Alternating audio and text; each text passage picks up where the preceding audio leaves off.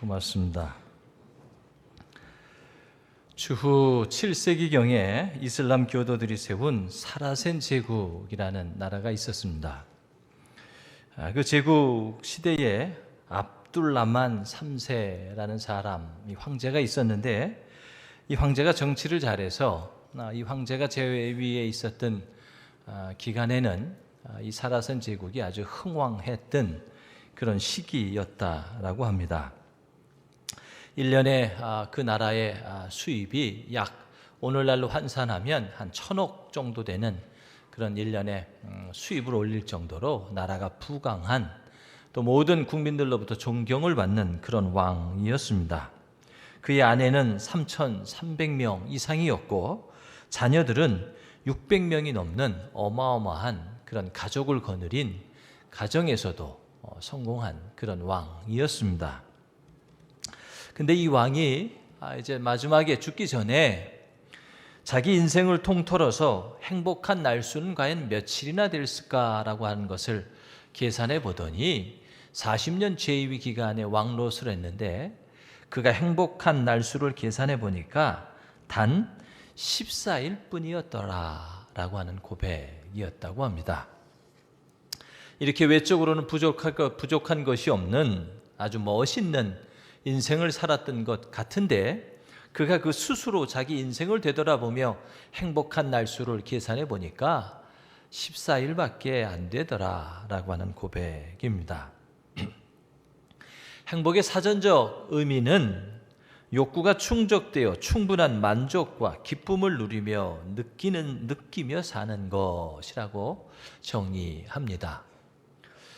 이 행복의 사전적 의미들을, 이렇게 정의들을 살펴보니까 욕구가 충족되어 충분한 만족과 기쁨을 느끼며 사는 것이 행복이라고 한다면, 오늘날 저와 여러분들의 삶의 자리에서는 이 왕이 누렸던, 이 왕이 고백했던 14일 정도의 행복한 날도 경험되어질 수 없는 그런 우리가 살고 있겠다라는 생각을 해보게 됩니다. 왜 그러냐 하면 우리의 인생 속에서 욕구가 충족되는 그날은 단 하루도 없을 것이고, 또 욕구가 충족되어진다 하더라도 거기에 충분한 만족과 기쁨을 누리는 그런 족한 상태의 날들이 우리에게는 만들어지기가 어렵기 때문이지요. 성경에서 복이라고 하는 이 말이 참 많이 등장합니다. 그런데 오늘 한글 성경처럼 이 행복이라고 쓴 단어는 성경 전체를 통해서 한 11번 정도가 검색이 됩니다. 그런데 11번이 검색되는 행복이라고 하는 단어들 가운데에서도 9번 정도는 이 행복이라고 하는 단어가 부정적인 의미에서, 부정적인 문맥 속에서 이 행복이라고 하는 단어가 쓰여지고 있습니다. 예를 들어서 복을 구하지 말라, 행복을 얻지 못할 것이다, 행복이 오래가지 못하리라 등등, 이 행복이라고 하는 단어가 11번 등장하는데 그 중에 9번이 부정적인 의미에서 사용되어진다라고 하는 것이지요. 단 2번만이 이 행복이라고 하는 단어가 긍정적인 관점에서 사용되어집니다. 오늘 본문 13절입니다. 같이 한번 읽도록 하겠습니다. 13절입니다. 시작.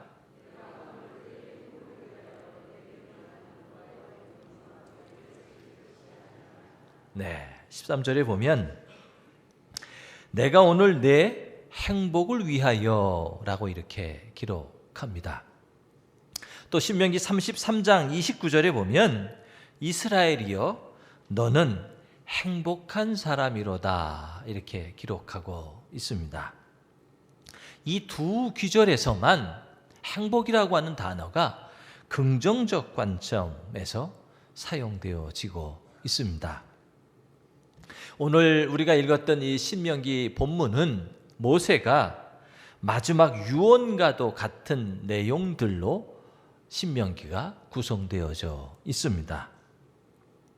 그런데 이 유언과도 같은 신명기의 내용들 속에서 모세가 이스라엘 백성들에게 하고 싶은 말들 가운데 오늘 본문은 이스라엘 백성들이 행복해지기를 원하는, 이스라엘 백성들이 행복한 삶이기를 원하는 그런 마음이 오늘 본문 속에 담겨져 있습니다.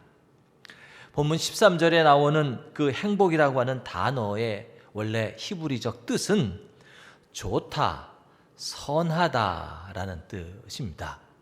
우리가 창세기 1장에 보면 하나님이 천지를 창조하시고 하나님이 보시기에 좋았다라는 표현이 나오죠.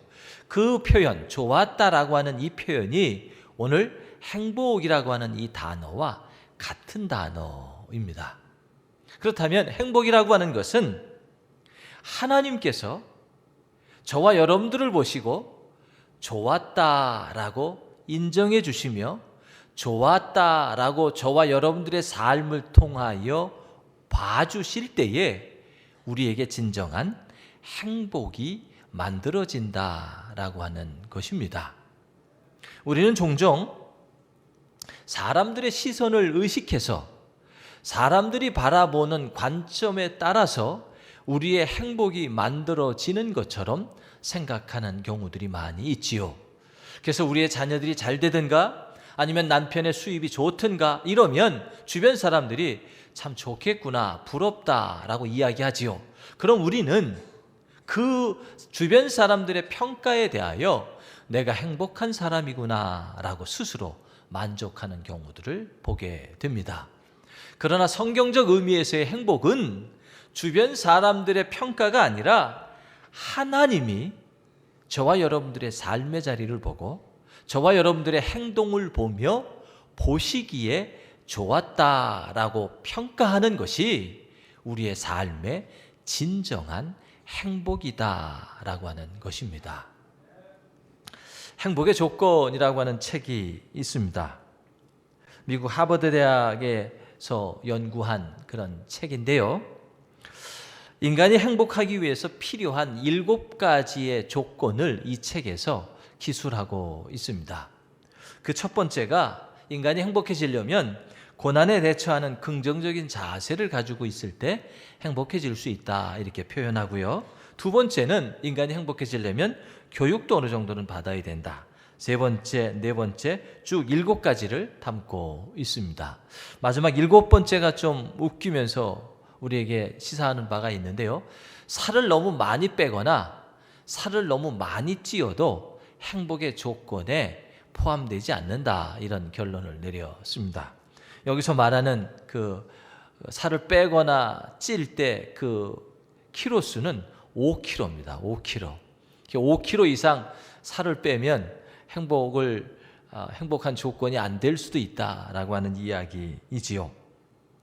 그런데 이 연구를 하며 이 책을 쓴 조지 베일런트라는 교수가 이렇게 7가지의 행복의 조건의 필수 요소들을 정의 내리면서 이 7가지를 하나의 단어로 함축해서 행복의 조건, 행복한 사람이 되려면 이 영역을 잘 만들어야 된다라고 하면서 정의 내리고 있는 단어가 있습니다.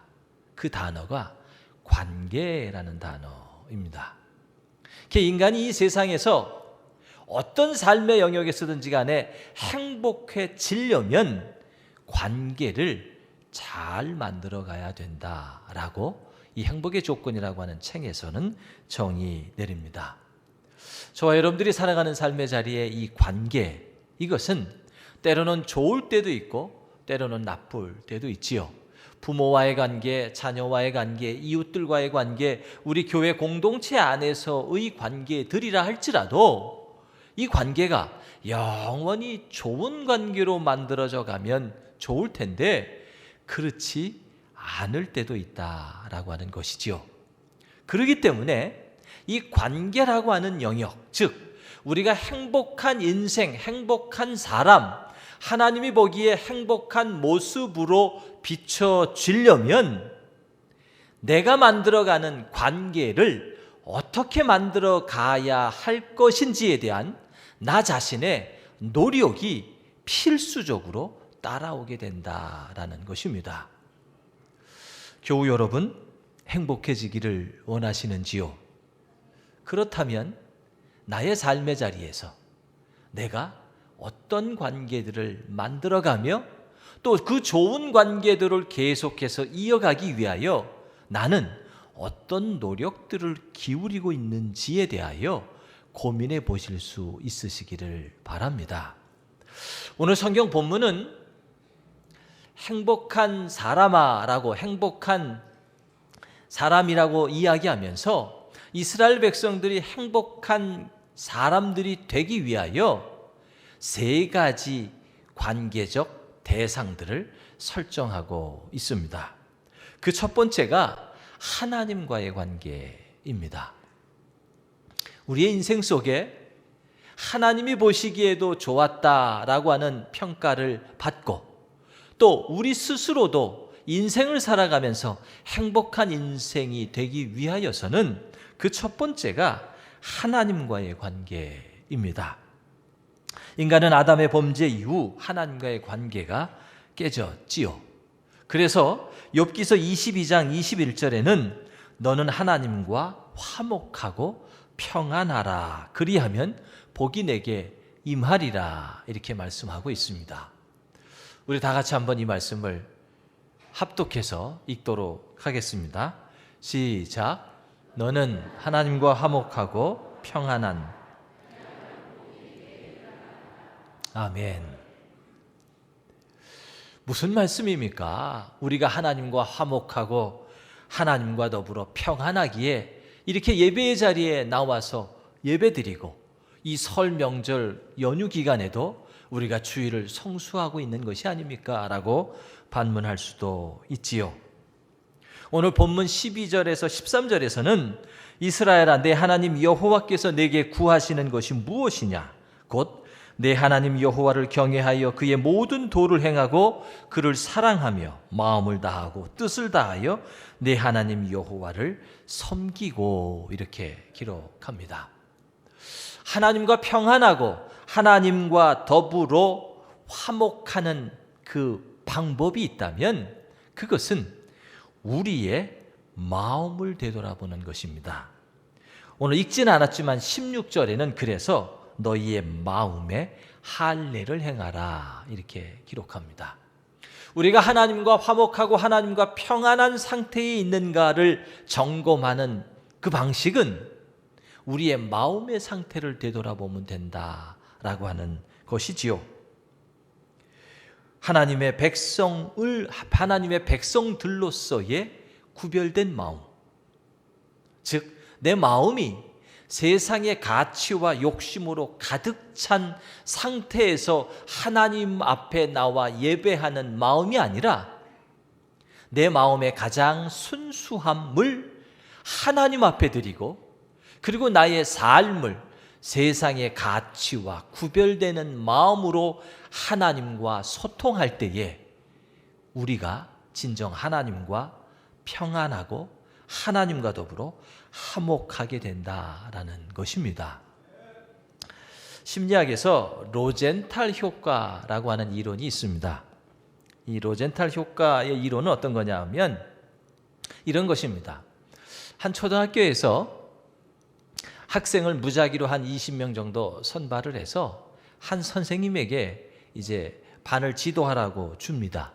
그리고 그 선생님에게 어떤 지식을 주냐 하면 이 선발된 20명은 전교에서 가장 머리가 좋은 아이들로 구성된 그런 아이들이다. 이렇게 이제 선생님에게 사전 지식을 줍니다. 그러면 이 선생님은 사실은 평범한 아이들인데 그냥 무작위로 선발한 20명인데 이 선생님은 교장 선생님으로부터 전교에서 가장 머리가 좋은 아이들로 구성되었다라고 하는 선지식을 가졌기 때문에 결과가 이 아이들을 통하여 만들어지는 그 결과물은 정말 머리가 좋은 아이들로 구성되어진 그런 결과물들을 만들어낸다라는 그런 이론입니다.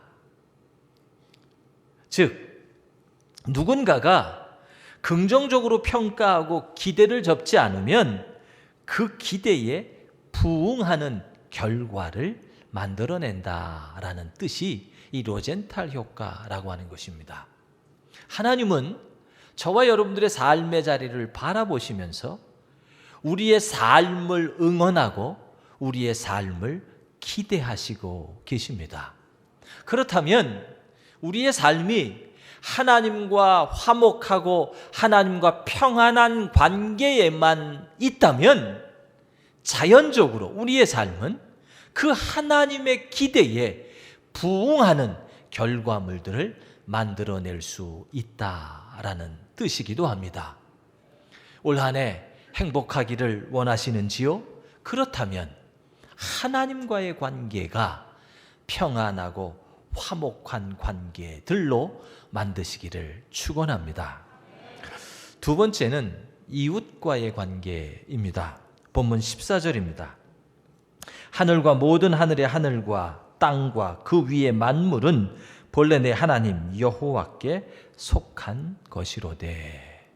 이게 무슨 뜻입니까? 우리가 나그네다라고 하는 뜻입니다.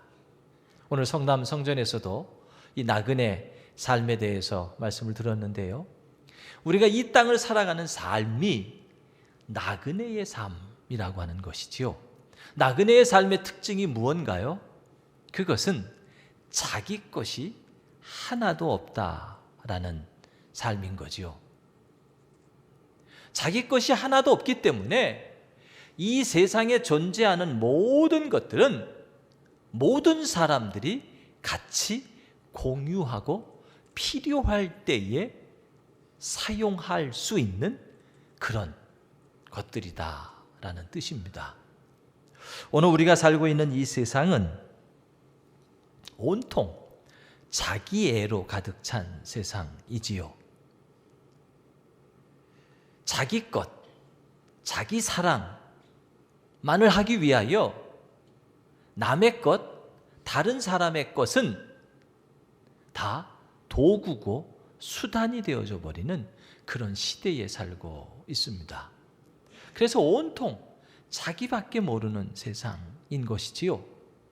그렇기 때문에 점점 더 풍요로워지는 세상임에도 불구하고 점점 더 살기가 각박해지며 믿을 수 없는 그런 세상 속에 우리들이 놓여져 있습니다. 고랭이 기법이라는 옛날 건축, 우리나라 옛날 그 건축 양식에 하나의 기법이 있습니다. 지금 사진에서도 나오는데요. 저 주춧돌을 보면 울퉁불퉁 이렇게 되어져 있지요. 그러면 저 울퉁불퉁한 그 주춧돌을 나무가 잘 세워지도록 평평하게 깎는 것이 아니라 저 울퉁불퉁하게 세운 이 주춧돌의 모양 그 위에다가 반대의 모양의 나무를 깎아서 그 주춧돌과 나무가 흔들리지 않도록 단단하게 이렇게 딱 붙도록 뭐 시멘트나 이런 것으로 이렇게 접착제를 사용하지 않아도 저 주춧돌과 나무가 자연스럽게 단단하게 고정되도록 만드는 저 방식이 그랭이 기법, 그레질 기법이라고 옛날에 사용했다라고 합니다. 이웃과의 관계들, 사람들과의 관계들이 두 개의 것이 만날 때 하나의 모양이 거칠고 울퉁불퉁해도 다른 하나의 모양이 그 거친 모양에 맞추어 감싸줄 수 있다면 그 둘의 만남은 세상 무엇보다 더 견고한 결합을 이룰 수 있을 것입니다. 내 곁에 있는 사람, 내 옆에 있는 어떤 물질, 이런 것들이 혹 우리 마음에 들지 않거나 우리 마음에 울퉁불퉁해서 나의 마음이 미워지는 그런 대상들이 우리에게 있다 할지라도 그 사람을 이해하고 그 사람의 마음에 어떻게든지 맞추어 주려고 우리가 생각한다면 우리의 이웃들과의 관계는 더 아름다운 관계들이 만들어질 줄로 믿습니다. 그리고 우리는 더욱이 우리의 이웃이 단순히 이 세상을 살아가고 언젠가 죽음으로 말미암아 이 세상의 인연이 끝나는 그곳으로 만들어지는 이웃이 아니라 우리는 이 세상 이후에 하나님의 나라에 가서는 우리의 그 이웃들과 영원히 헤어질 수 없는 만남과 교제가 계속되어져야 하기 때문에 오늘 우리 옆에 있는 이웃은 너무나도 소중한 존재입니다. 올 한 해 우리가 행복해지기를 원한다면 우리 주변에 있는 이웃들과의 관계들을 새롭게 정립하실 수 있기를 축복합니다. 세 번째는 나 자신과의 관계입니다. 본문 15절입니다. 15절을 한번 같이 읽겠습니다. 시작.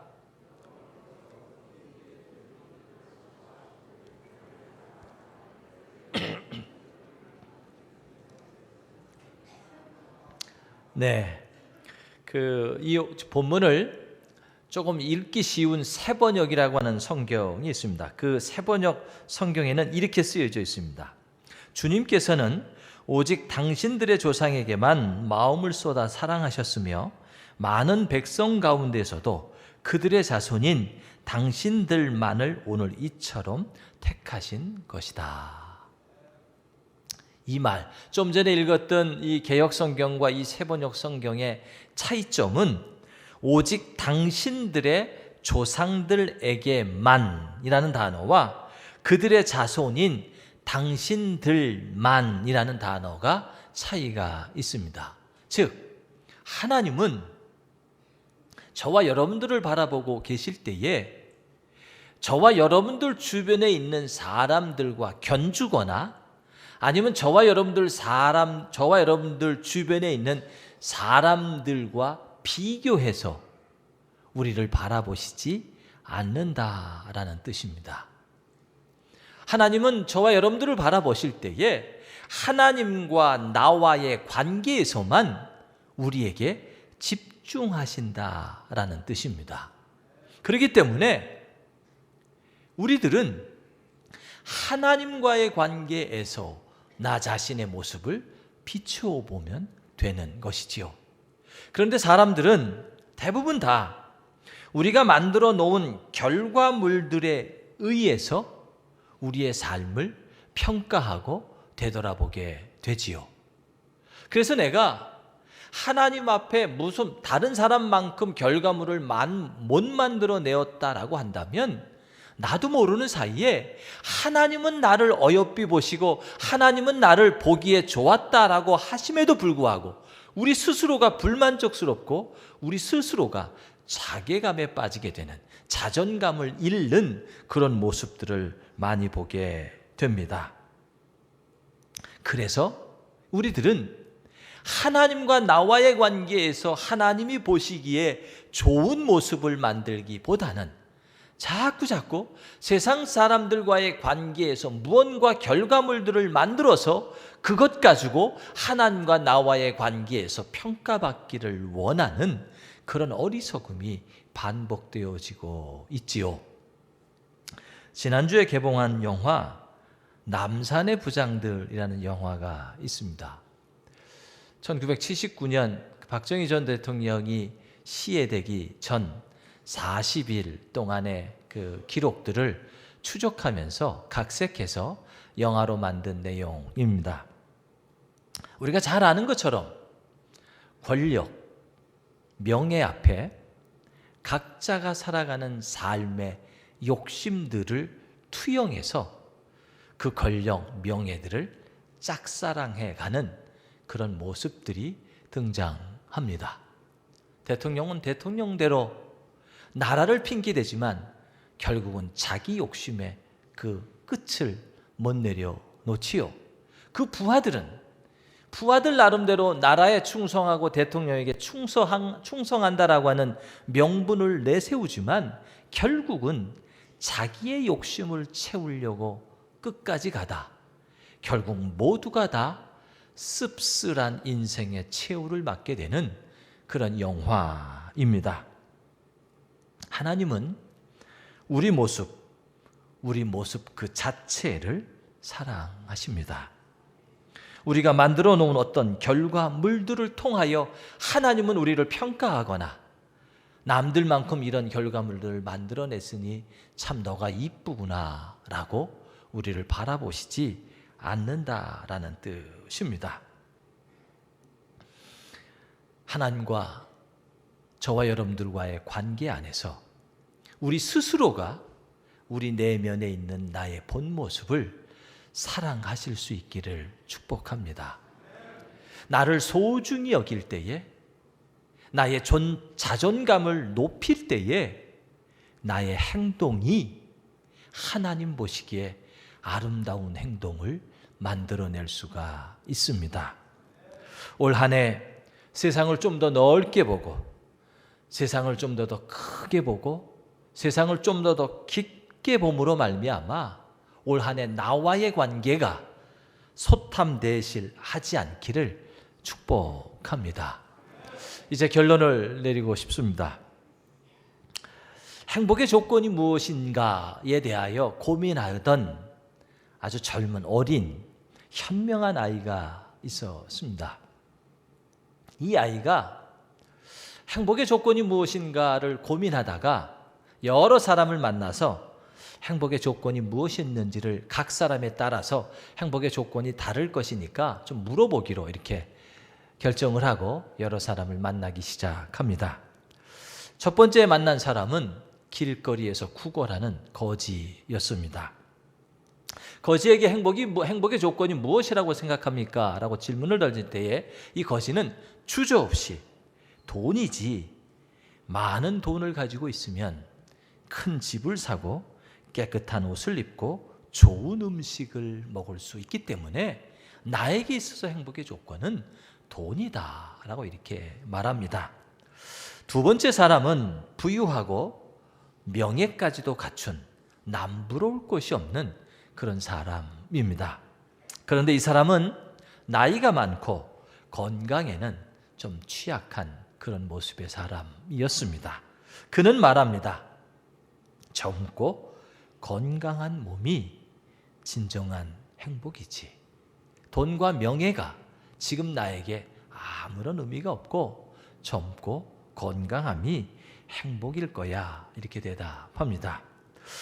세 번째 사람을 또 이 현명한 아이가 만납니다. 세 번째 사람은 젊고 건강하지만 아직 결혼하지 못한 군인이었습니다. 이 군인은 행복의 조건이 무엇이냐라고 하는 이 아이의 질문에 이렇게 대답합니다. 내가 생각하는 행복의 조건은 따뜻하고 화목한 가정이면 그것이 가장 행복의 조건이 되겠다라고 이렇게 대답합니다. 이 아이가 이제 네 번째 사람을 찾아갑니다. 그리고 네 번째 사람을 만납니다. 네 번째 사람은 한 남편과 5 아이를 키우며 바쁘게 생활하는 전업주부였습니다. 이 전업주부는 이 아이에게 행복의 조건에 대하여 이렇게 대답합니다. 내가 생각하는 행복은 혼자만의 시간이 주어진다면 그것이 내가 찾는 가장 큰 행복일 것이다. 이렇게 대답합니다.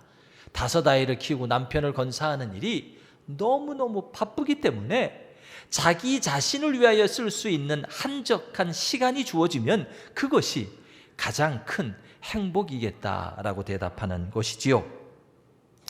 이렇게 여러 사람을 만난 이 현명한 아이는 행복의 조건이 무엇인지 알게 되었다라고 혼자 한마디를 읊조립니다. 행복의 조건이란 나에게 없는 것이 행복의 조건이구나. 이미 우리가 가지고 있으며 당연시하는 것들이 다른 누군가가 간절히 원하는 행복의 조건이 될 수 있음을 오늘 우리가 지혜로 배웠으면 좋겠습니다. 그리고 음력설을 보내며 이제 새롭게 시작되어지는 2020년 이 한 해는 하나님과 더불어 이웃과 더불어 우리 자신과 더불어 관계를 잘 만들어갈 때에 거기에서 우리의 행복한 인생이 시작될 수 있다라는 사실을 오늘 성경을 통해서 배웠으면 좋겠습니다. 같이 기도하시겠습니다. 하나님 아버지, 여전히 우리는 하나님과 더불어 이웃과 더불어 내 자신과 더불어 행복하기를 원하지만 나의 욕심 속에서 행복을 찾고 쫓고 있음을 바라봅니다. 하나님 오늘 주신 말씀처럼 하나님과 이웃과 나 자신과의 새로운 설정을 함으로 말미암아 우리의 인생이 복되고 행복하게 인도하여 주시옵소서. 예수님의 이름으로 기도하옵나이다. 아멘.